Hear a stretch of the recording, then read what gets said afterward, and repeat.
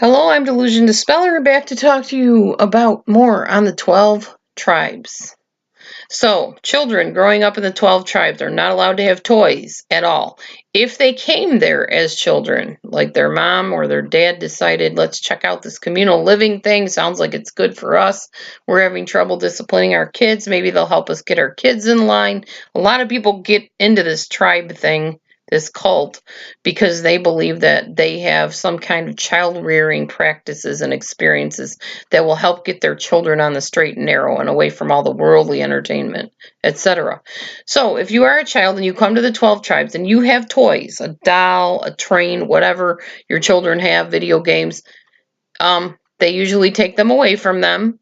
I've heard in some instances they burn them. They make the child throw the thing into the fire as the ungodly, evil apparatus that it is, bringing in all that worldly, evil stuff into the pure tribe. And they're made to get rid of their toys. And also, they are not allowed to imagine anything or pretend anything because that's foolishness. It's called foolishness. You can't think for yourself. You can't act in any way that other than what they tell you to as a child. So no freedom of creativity, no personal expression is allowed. Instead, they're taught to really do things. So if a little girl wants to pretend to bake brownies, she's taken to the real stove and taught how to mix brownies and make them from scratch. If a boy is into building blocks, oh no, you don't need that. We're taking you out to the real woodshed and showing you how to take the wood and hammer the nails and make, I forget what they're called, scaffolds, I guess, where you put the walls up and you make an actual building, and you can go out there with the big guys and the teens or whatever if you're a little guy, and you're going to work all day long at putting up this shed so you learn the value of building something for real. You're not allowed to play with blocks. You're going to do the real thing, which is all well and good on one hand that they're trying to teach them reality, but they don't allow them to be children and explore in miniature versions at all. It's all got to be real life stuff.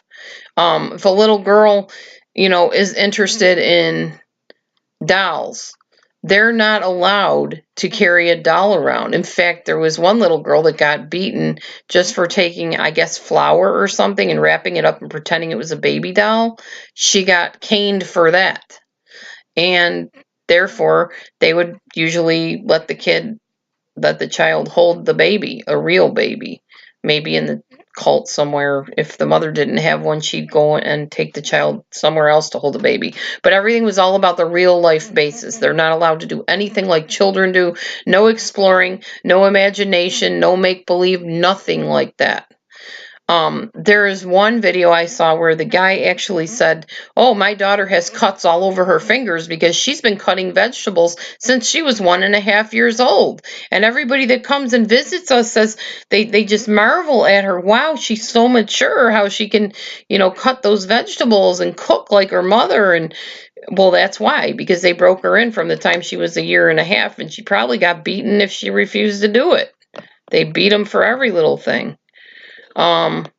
Any type of joking or silliness, any type of child's play, no laughter, little girls giggling, that's not allowed. That's foolish. And if a child continues it after they're told to stop, then they're taken into the room and beaten with the rod. There's no pretending to be a princess, a cowboy, a mermaid, anything like that. Anything pretending is foolishness and is dealt with correction, discipline, as they call it. There's no TVs allowed. There's no radios, no music other than 12 tribes created music. That's it. You're not allowed to listen to rock and roll, country, even Christian music. No contemporary Christian, no hymns, nothing. Just 12 tribes music. Every person from old to young has a controlling leader over them. They claim that their only leader is Yeshua. Not true. Every person has a leader.